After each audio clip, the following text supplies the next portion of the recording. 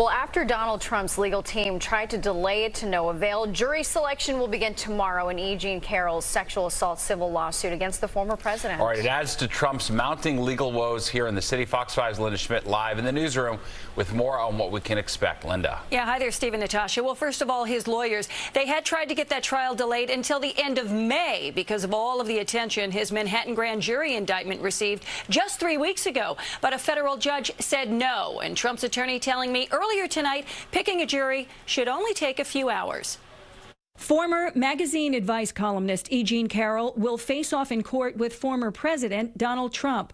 She claims he raped her in a luxury department store dressing room in New York in the 1990s, something Trump vehemently denies.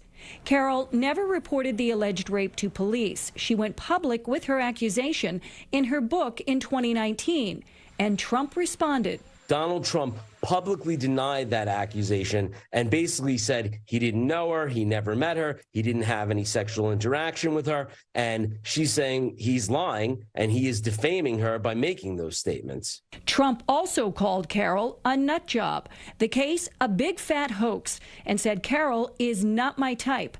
As a result of all those statements and denying the rape happened, Carroll is suing Trump in civil court for defamation.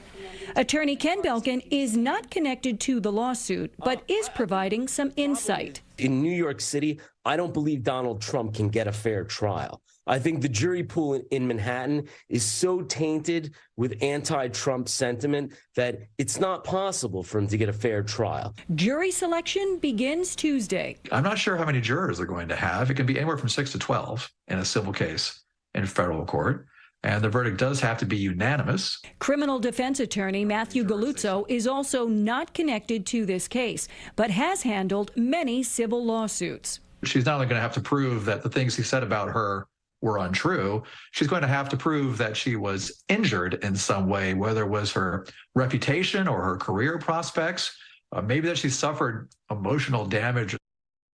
Now, in this case, Trump did give a videotaped deposition, which legal experts say is probably what is going to be used in court instead of Trump appearing in person and testifying. Now, I asked his attorney earlier tonight if he was going to testify in court, and he was telling me, he said, Linda, the bottom line is we have not made that decision yet. Steve and Natasha, back upstairs to you. All right, Linda, thank you.